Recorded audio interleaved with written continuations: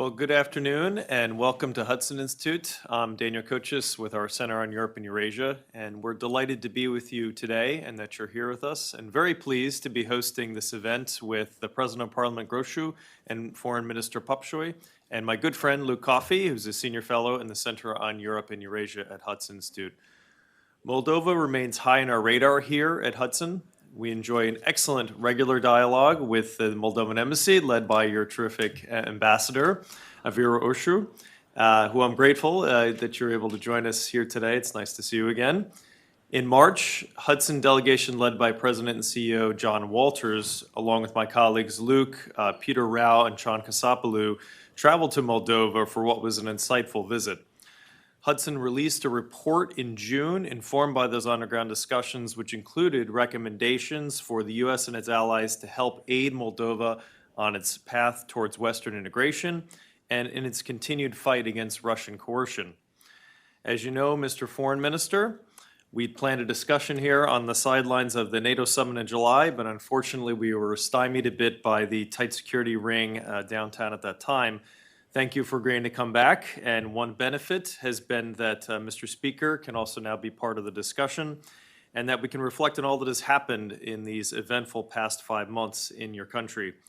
With that, I want to thank our distinguished guests for being here, for our audience, and I would like to hand it over to Mr. Speaker for some opening remarks. Thank you very much. Thank you. Ladies and gentlemen, Moldova's future must be associated with the European Union, and our objective is to be ready for membership until 2030. We stated boldly and clearly that at the beginning of our mandate that the best transformation formula for Moldova is advancing its European integration path, putting as priority fundamentals, meaning justice reform and fighting corruption.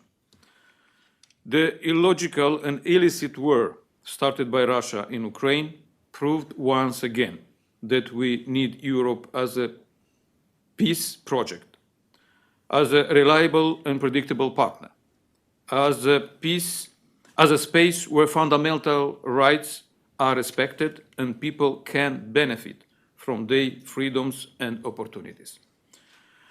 Russia and its proxies, however, don't like where Moldova is going. They lost control over our minds and territories, and of course they don't like it. Moldova has become a strategic necessity for Russia, especially to detour our European accession path. This intention was proved by their actions and the pouring of illegal funds into Moldova during the recent electoral exercises, especially that was felt during the vote for referendum and for president. It is clear that Russia views Moldova as part of its bigger strategy toward Ukraine and the region in general. We mentioned firmly that Russia conducts a physical war in Ukraine, but in Moldova, a hybrid one. And what is now happening in the energy field is also part of Russia's strategy. Clearly, this is related to our upcoming parliamentary election. Russia and its proxies, crooks and oligarchs still hope they can bring back instability and chaos to Moldova, so they can live at ease. One thing is clear. The EU and US have to continue to support Ukraine. By supporting Ukraine, you support Moldova and vice versa. Coming back to hybrid warfare, we see that the tactics used in Moldova are being replicated in the region. That is an alarming signal. Russia, if it is not stopped, will extend. And it is not a question of if, but when. So we learn our lessons, but are pretty sure that Russia has learned it too. My call is to act united, swiftly, and very determined. Otherwise, Russia will use our democratic way of doing things against us. Our approach since the start of the war was to try to create an opportunity out of each problem. And we think we have succeeded. There is still work to be done, but we are determined to follow this pattern. On the EU path, we seek to open, in a short perspective, the negotiation for Cluster 1, while looking forward to engaging with a new Commission and advancing Moldova and Ukraine's EU accession path. We strive to transform from a receiver of security into a provider. That implies efforts and transformation for our defense and security fields. Any changes should be supported by a perspective of living better. So for that, we need to consolidate our economic model of growth. We registered progress, but still are in need of attracting foreign investors into the region. I look forward to engaging with the new US administration and count on their support for Moldova's transformation agenda. We're also seeking to consolidate and deepen our bilateral partnership. Thank you.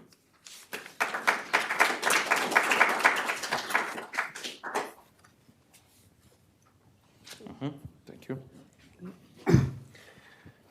Thank you, Mr. Speaker, for those opening remarks, which did a great job at framing our discussion here today. As my colleague Dan Kochis said, I am Luke Coffey, Senior Fellow here at Hudson Institute, working on European, Eurasian security issues with a focus on transatlantic relations. And of course, Moldova plays an important role in all of that, especially in light of recent events in your region. Mr. Speaker, if I may ask the opening question to you following on your remarks. You mentioned that there was Russian interference in the recent elections in Moldova, and you also mentioned that lessons are being learned to apply these lessons to next year's parliamentary elections.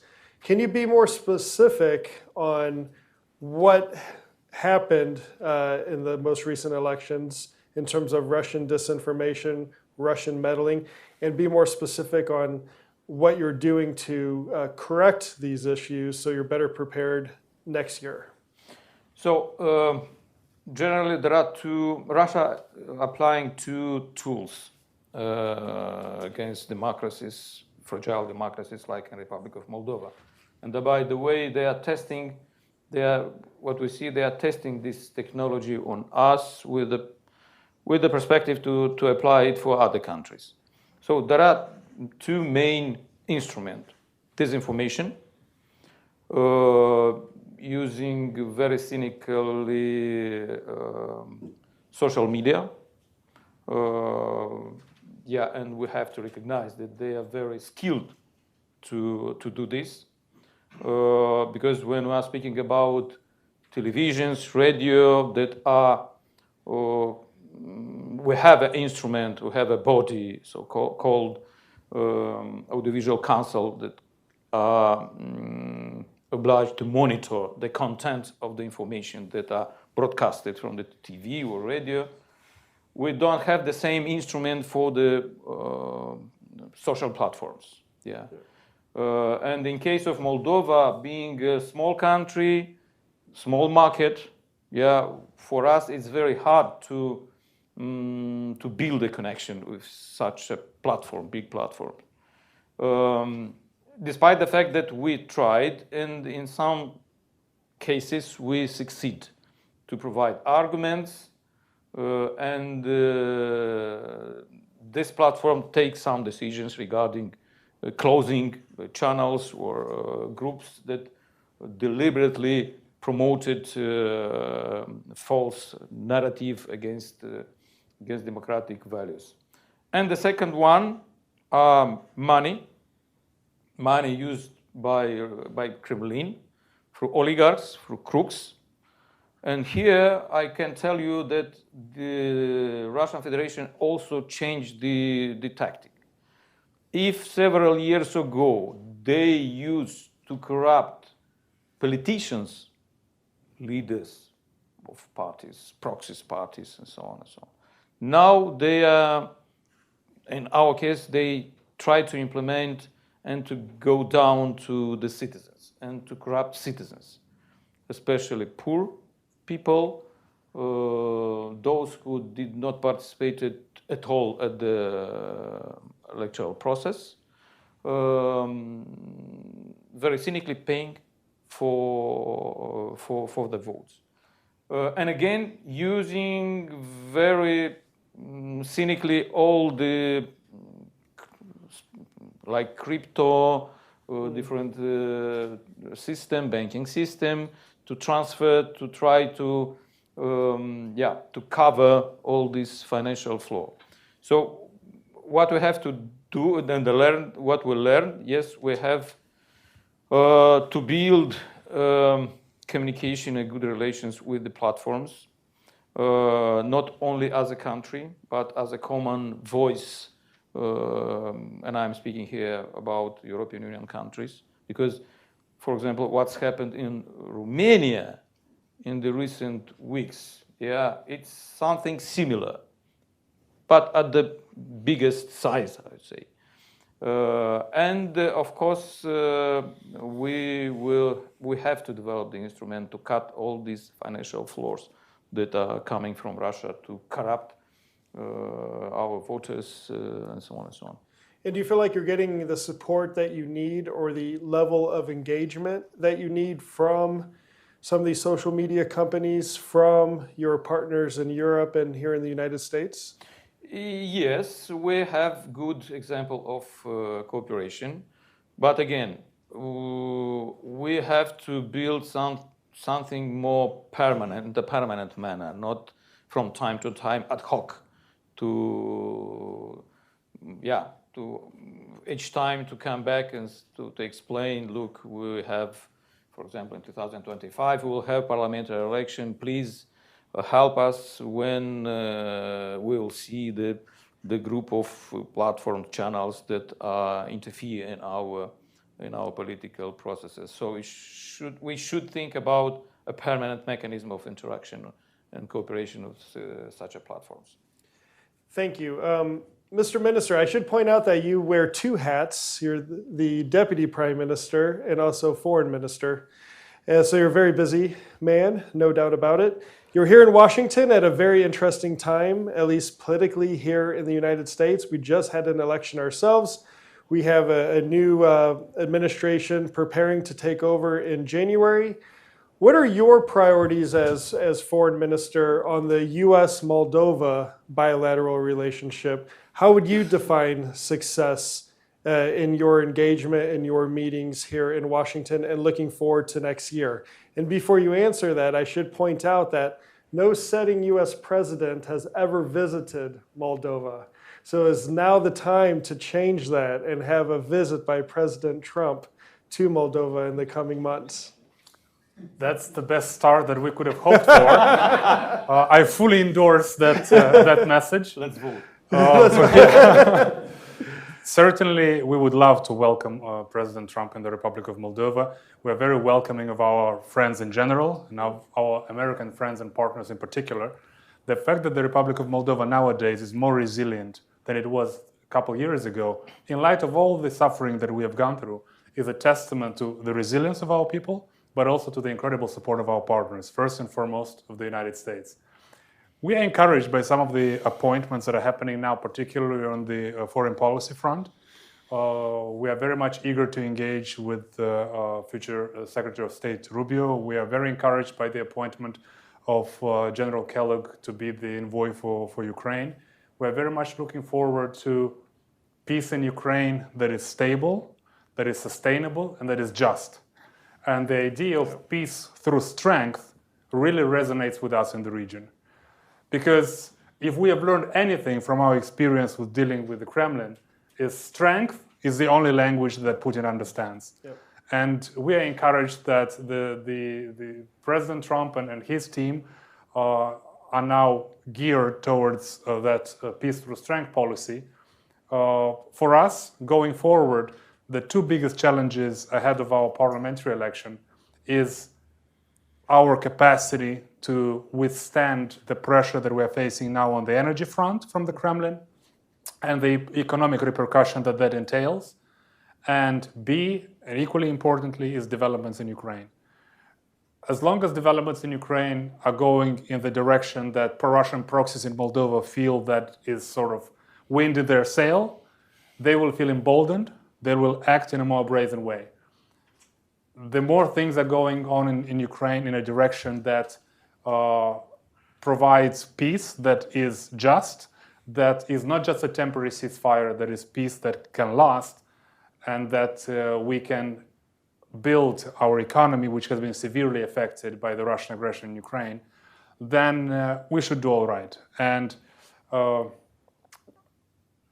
excuse my lack of modesty, but we have already done all right in light of the success of the EU referendum and the President Sandu's re-election, which is virtually the only successful incumbent re-election in the democratic world. So we must have done something right. But I can tell you what we have done right. We have been incredibly resilient.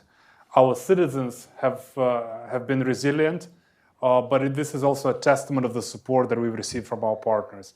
Our energy sector now is more diversified. Our security and defense and intelligence sectors are a lot stronger than they were a couple of years ago. And we've been incredibly fortunate to have this support from our partners in Washington, our partners in London, Berlin, Paris, and Bucharest, of course. And we very much look forward to engaging with the new administration. And we are encouraged by the decisions and nominations that we've heard so far. And it's great having both of you here today together, because as someone leading the legislative branch and as a senior minister in the executive branch, the government, you must have to work together very closely on EU accession. There's a lot of overlap there in terms of competencies from between the executive and the legislative branch. Can you talk a little bit about where this process is now that you have received this mandate from the Moldovan people? What sort of timeline you are looking at, and what some of the opportunities, but also some of the challenges are as we head into 2025 and the following years? Well, you know, the 2025, in 2025, we have two objectives that we have to promote and implement in parallel. The first one, to prepare the country for the parliamentary election, to secure our vote. This is very important, because without some measures that we have, legislative especially, and consolidating the capacity of our law enforcement agencies, we are under big risk, frankly speaking. So once we have to prepare the country and to secure our vote, the people's vote, it's up to citizens to decide who will represent them in the parliament without any interference outside. When I'm saying outside, I mean Kremlin. And parallel, we have to continue our European integration agenda. So we hope to open the first cluster, fundamentals. We build our, I would say, infrastructure of institutions in the ministries that will work straight away on the integration agenda in order to prepare the institution, to prepare the draft law that should be adjusted to the European legislation. So, as I said, from one side we have to secure our political and electoral process, and not to stop, but to move very quickly on the European agenda. And from the government's side, from the executive side, do you see any specific challenges for you, or is it more of the same? You have to secure the parliamentary majority, you have to keep down the path of reform. How do you see it? Well, EU accession process is a very tedious process, and it's supposed to be tedious for a reason.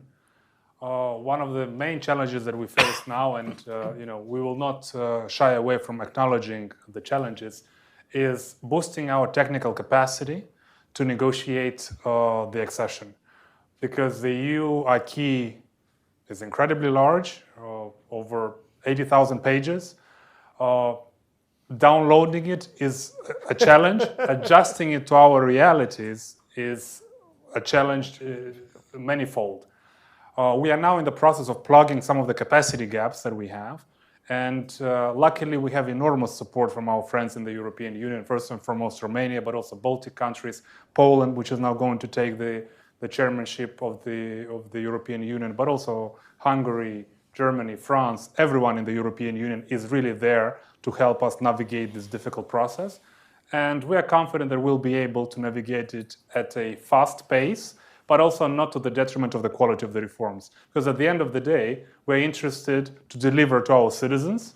And if it helps us to join the EU, it's all the better. But ultimately, justice reform is the quintessential, fundamental reform that is important for the future of our economy and for the future of Moldovans in general. Because if we cannot guarantee to Moldovans that the justice system will deliver to them from an integrity-based professional standpoint, it will be difficult for us to attract investors. So we need to make sure that the justice system is there, it's functional, and is integrity-driven. That way we'll create a fertile ground, not just for foreign investors, but also for Moldovans with capital to invest those resources at home. So despite the challenges, and there are many, we are encouraged by the incredible support that we see from European capitals to help us navigate this process. The reciprocity, the mutual support that we get will help us navigate this process, hopefully in a fast but also effective manner. Now, you both have mentioned Ukraine already, and I think it's just quickly worth pointing out that one only has to look at a map to understand why the fate of your country, the fate of Moldova, is so intimately linked to that of Ukraine's. And had the Russians been successful, God forbid, and advanced to Odessa, then I think it would have been a matter of time, and then Moldova would have been the dessert. But thanks to the bravery of the Ukrainians, they were able to halt that southern advance by the Russians in the early months of the war. And that has given your country a lot of breathing space to create new opportunities, to pursue this Euro-Atlantic destiny.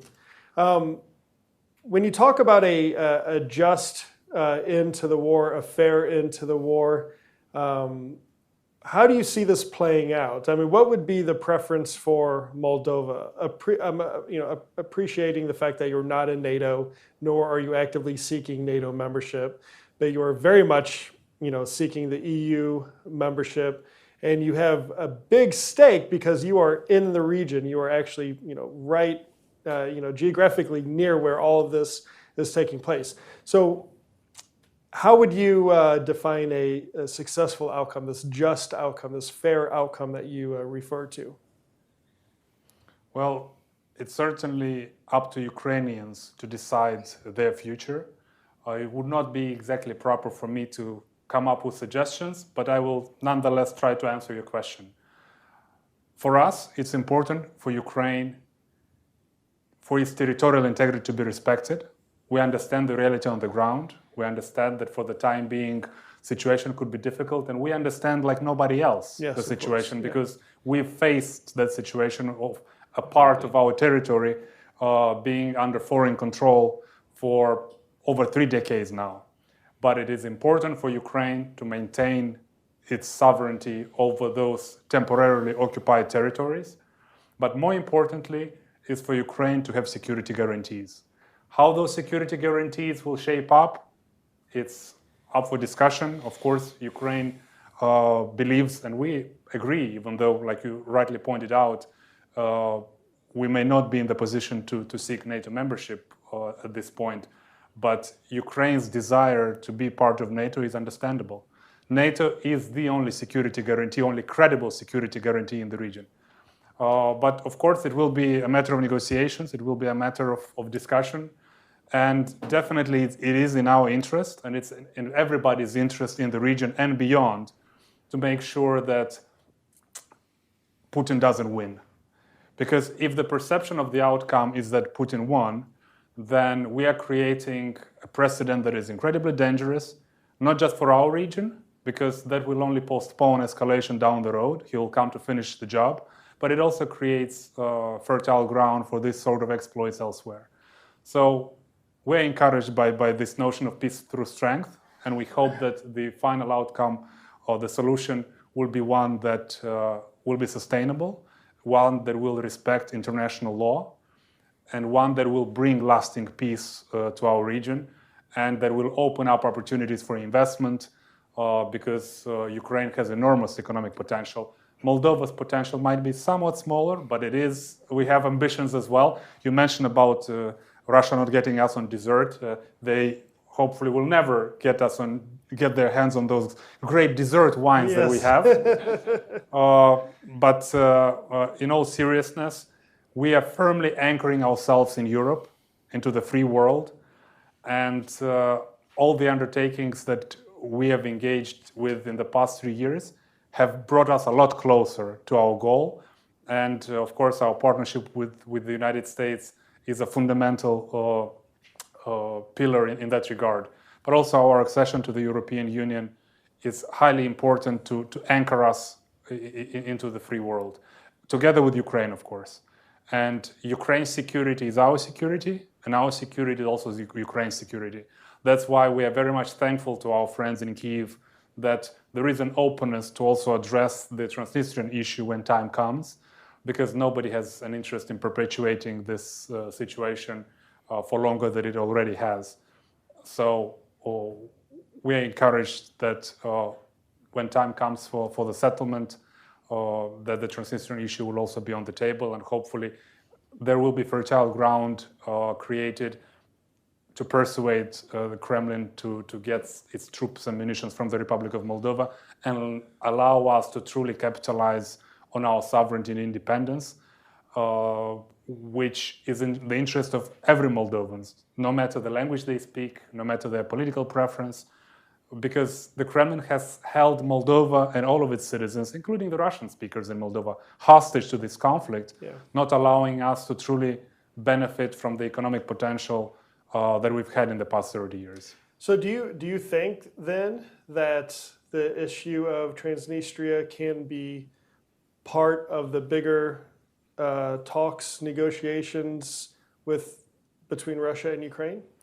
It can and it should, and our partners in Kyiv are definitely supportive of that.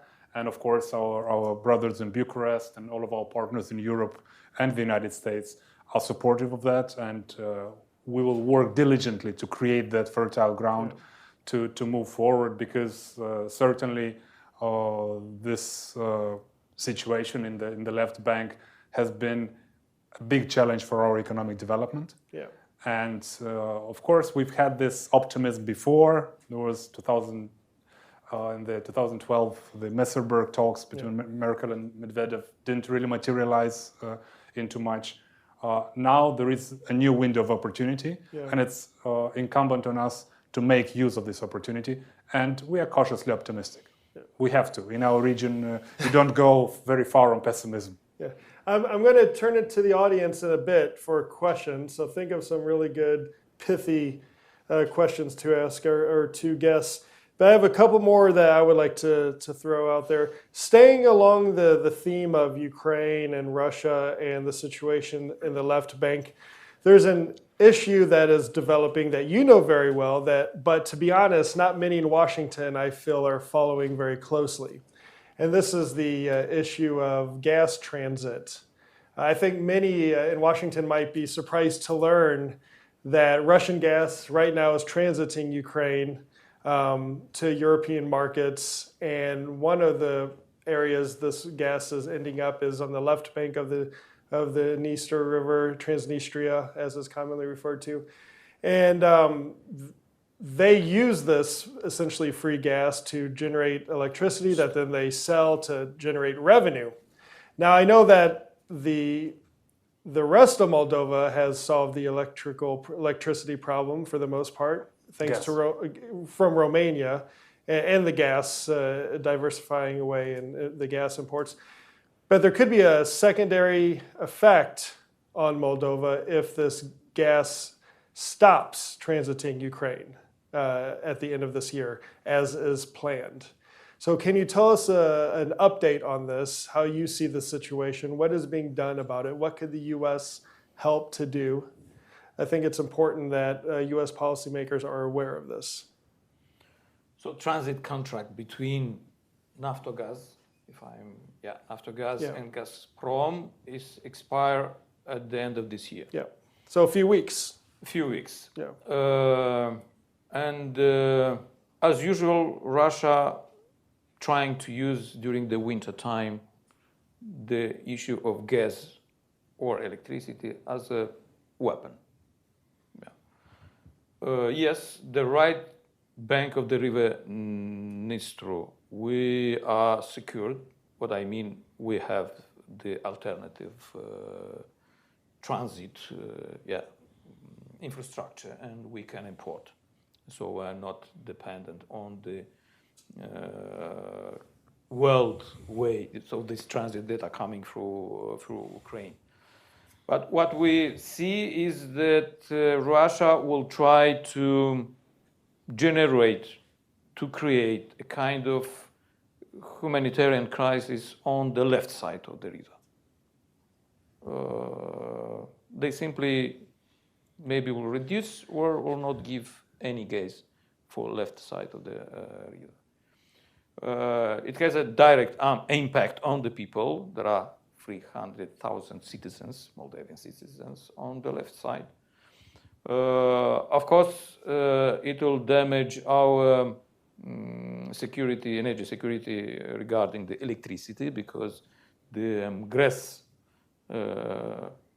company that produces electricity, the cheapest electricity in the region, will not produce or will produce at the minimum level using coal. No, correct, coal. Mm-hmm. And technically, it's not so easy to switch the production of electricity from gas to coal. And there are some procedures to be followed.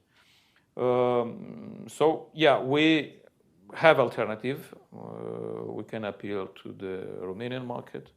We are part of INSOE, but it will have impact on the bill, the people's bill.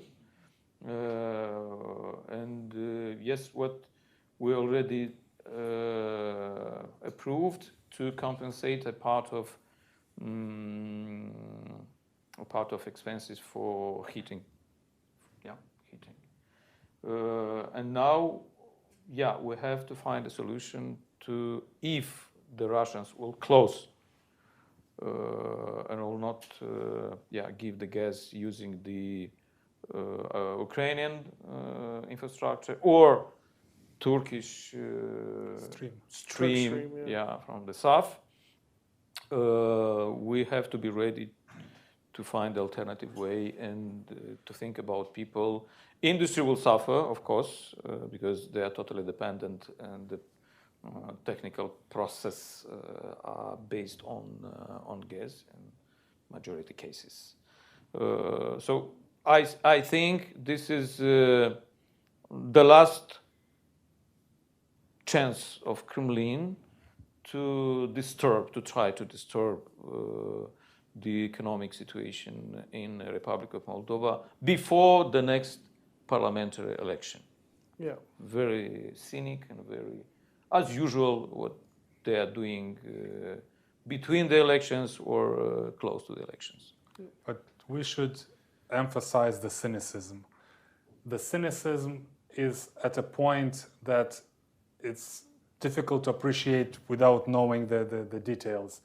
The Transnistrian region of the Republic of Moldova, many of the people there have pro-Russian sentiment. Many of them are Russian speakers.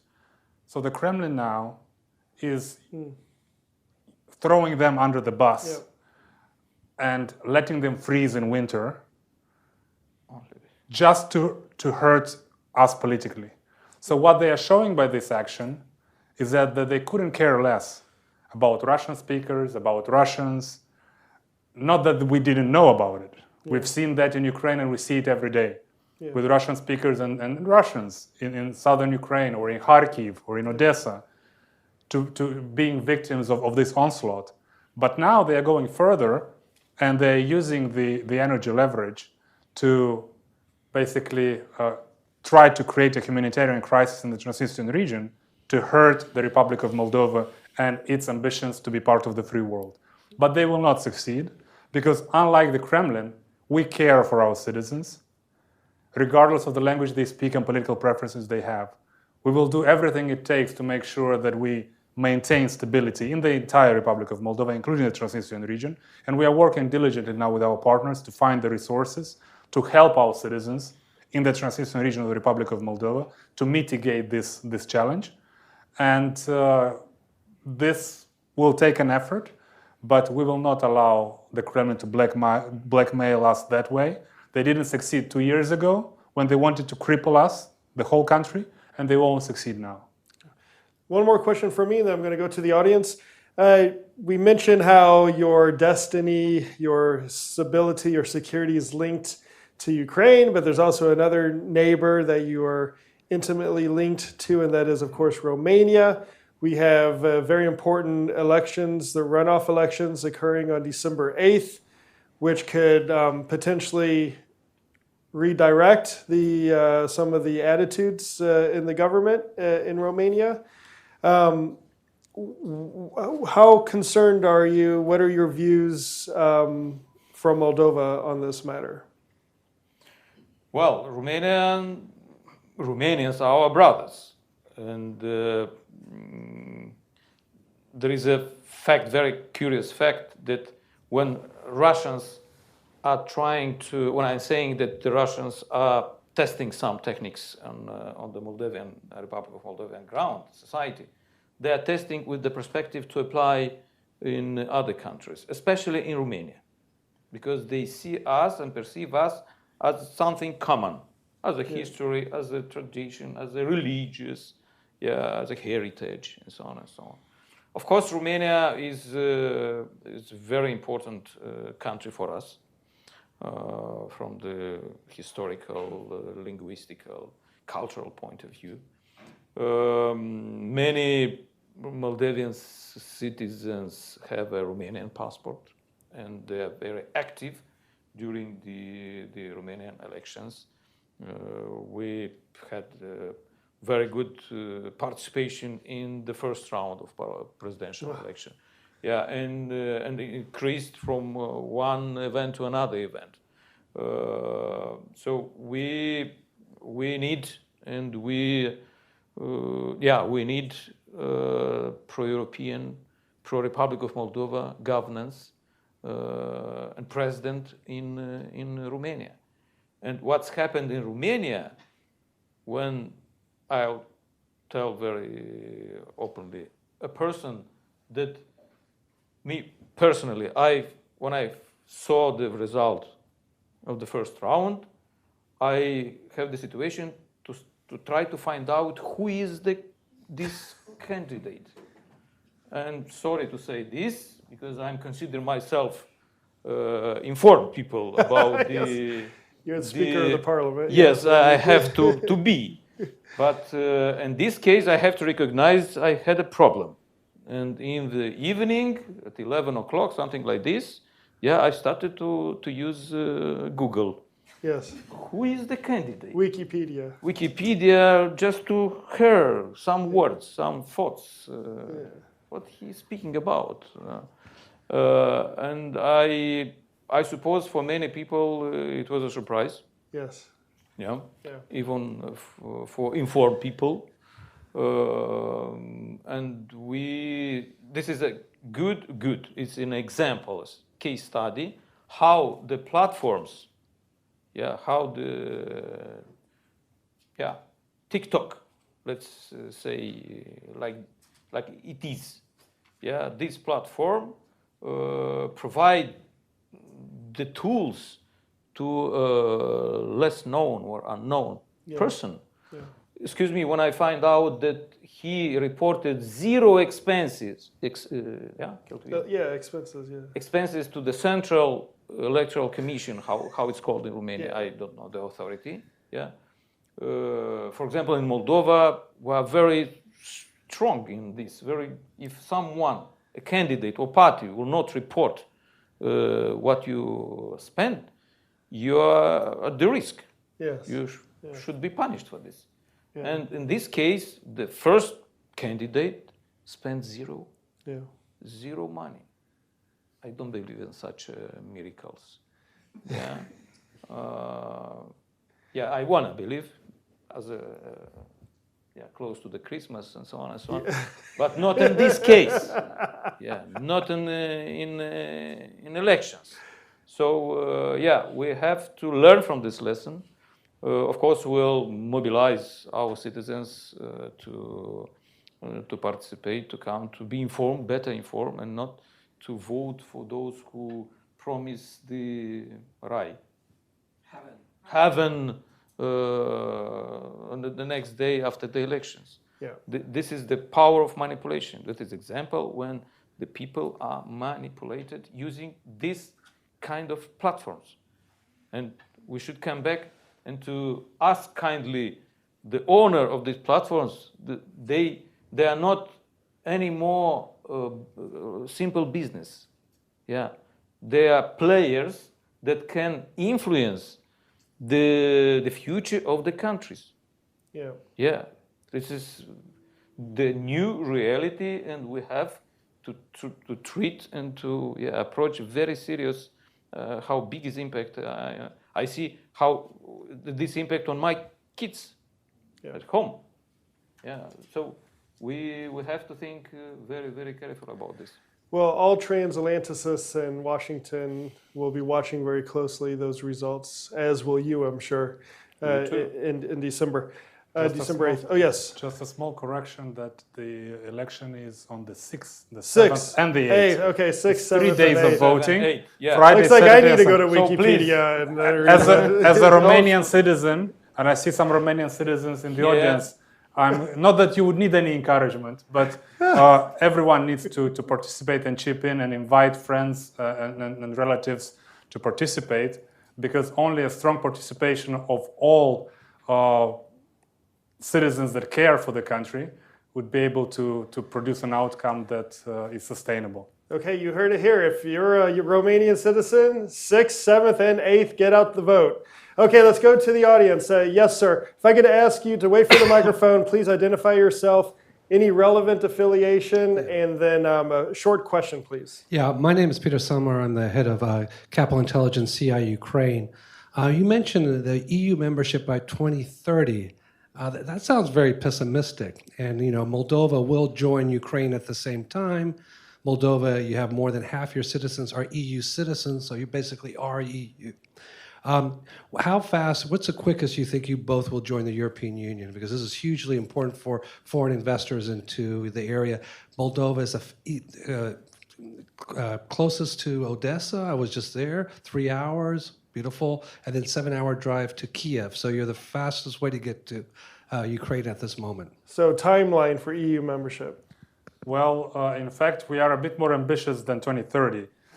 We hope to, and not just hope, we'll work hard to conclude negotiations by the end of 2027-ish, so that we have the next 2 years for ratification. So 2030 should be, all papers done and ready.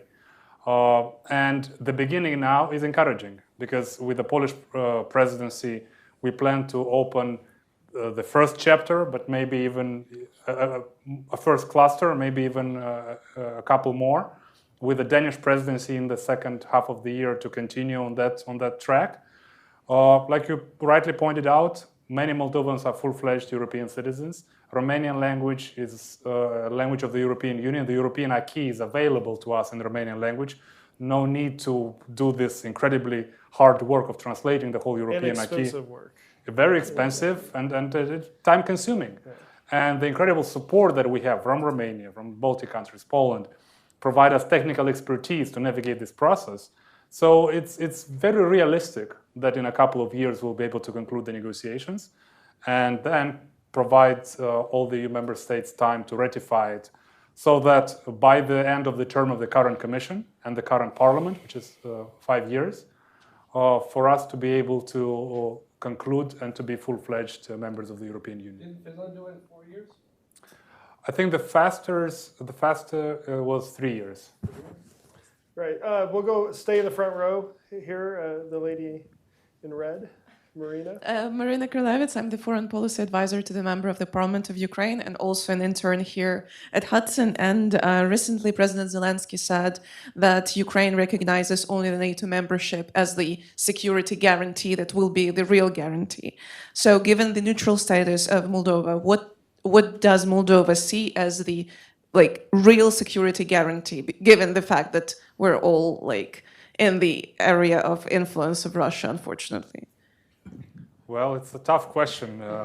When you are a neutral country, supposedly neutrality is the guarantee, but you don't need to be a very astute student of history to know that if you have on your border post written that it's a neutral country, this hardly ever stops the aggressor. I would be the first to admit that NATO membership is the only guarantee, like I already mentioned in the discussion today. My first job was at the NATO Information Office in Chisinau in Moldova. But we are constrained by the constitutional provision of neutrality in Moldova. And not just that, but also the public opinion. The public opinion of Moldova sees value in neutrality. And we as politicians in a democratic country, we have to abide by the public opinion.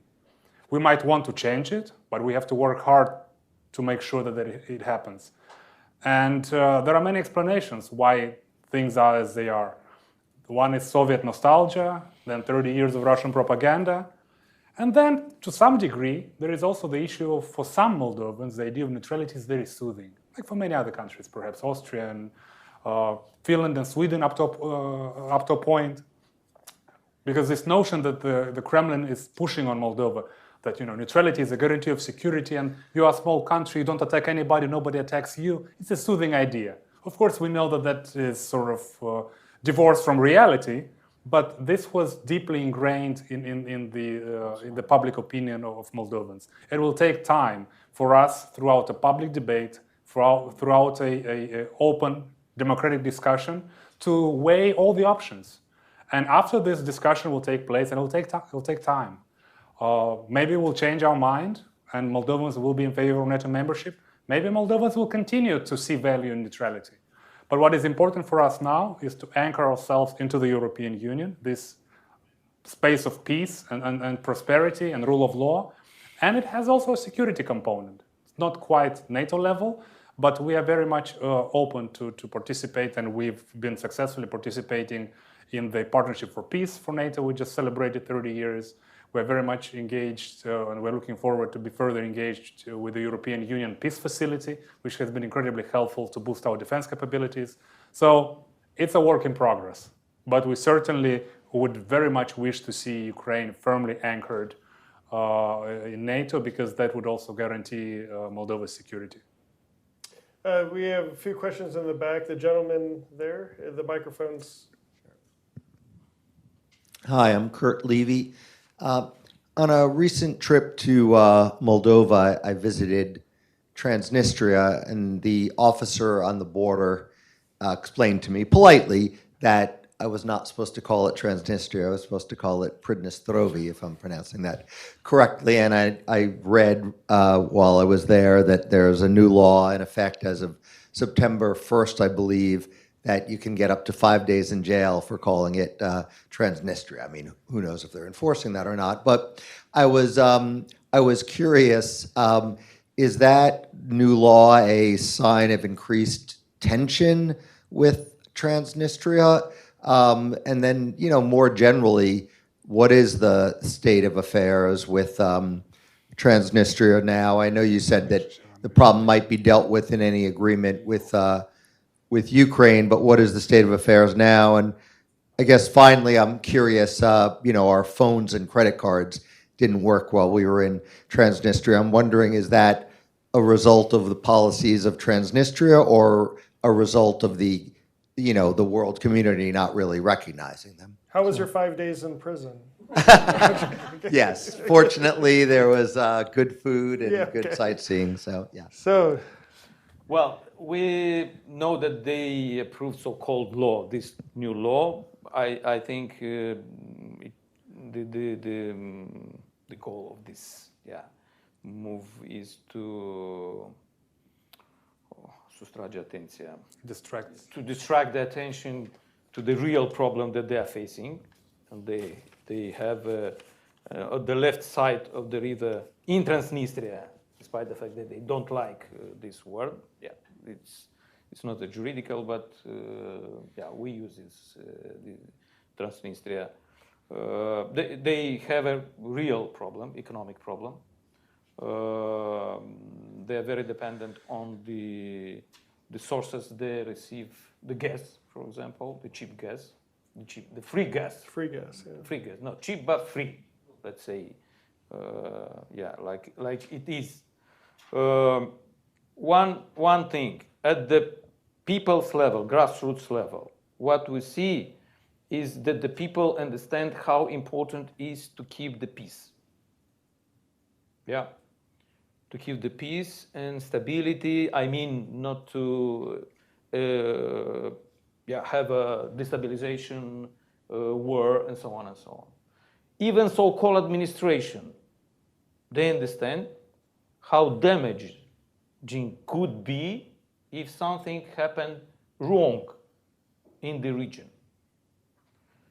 They are very connected economically, speaking about trade, for example, to Western market. As a figure, 80% of what they are producing there, they're exporting to Western market, European Union, Romania, most of them, 80%, 80. You can compare with 6%, maybe 6% is too optimistic, 6% to Russian Federation.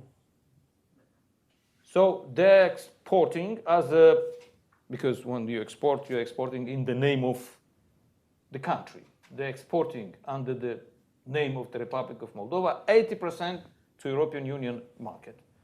So I don't, even by the way, the result of referendum, we saw in case of those who participated to referendum from the left bank, 37% of the voters voted yes for the European integration of the Republic of Moldova. So, which is good that the people understand we have to keep the peace. Yes, we can solve the problem. We can discuss the solutions. Many of them has a Moldovan passport. They benefit on our health system. They benefit on our education system, pension system. So it's a cost. There is a cost for us, for Chișinău, but we see the reintegration, as a part of our European integration path. It's up to us to speed up and to implement as fast as possible our reform, and thus we will attract the people. And they already see the benefits. For example, they can easily travel to Romania, to the nearest city, Iași. Their kids can study in Romania. As a students, they can benefit from the education system of Romania. So the people already have the opportunity to travel, to see and to compare because probably when you enter in the region, you had the feeling that you come back to the USSR somehow. A little bit, yeah. A little bit, yeah. I know the feeling. That's why your bank card wasn't working. It's an open-air museum of USSR. But we have plenty of opportunities for you to spend the money on the right bank. Thank you for visiting Moldova, and you're welcome back anytime. So very mindful and respectful of our guests' time. So we have time for one more question. The lady in the back. Oh, look at the interest. This is an example of the moderator going on too long. I apologize for that. I do appreciate everyone's enthusiasm. I do apologize we won't be able to get to everyone today. The final word and question goes to the lady in the back. Thank you very much. My name is Antonia. I come from Romania, and I am a teaching assistant at Georgetown University currently. My question is regarding how we could tie in, and maybe it's a bit forward thinking, but how we could give a regional dimension to the conversation of the Ukraine's reconstruction so that Moldova will also benefit from it through concrete regional connectivity initiatives. Thank you. Great final question. Well, you hit the nail on the head. This is one of our biggest priorities now. We are, for a couple of years now, have started investing together with our partners in Europe and the US in our infrastructure so that we position ourselves for the reconstruction effort in Ukraine.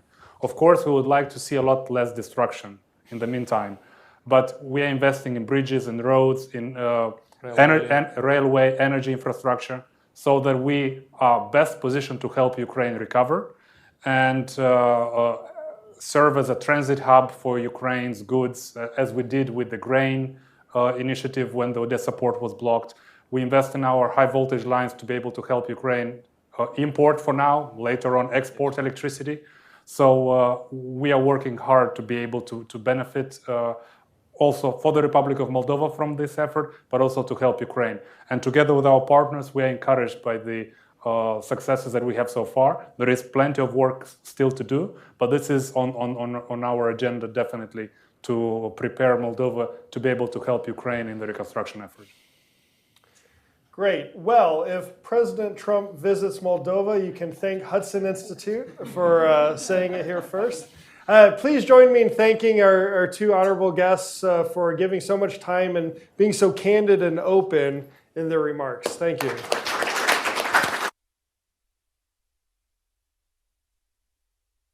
Those who are here in person for taking time out of your busy schedule to join us here at Hudson Institute.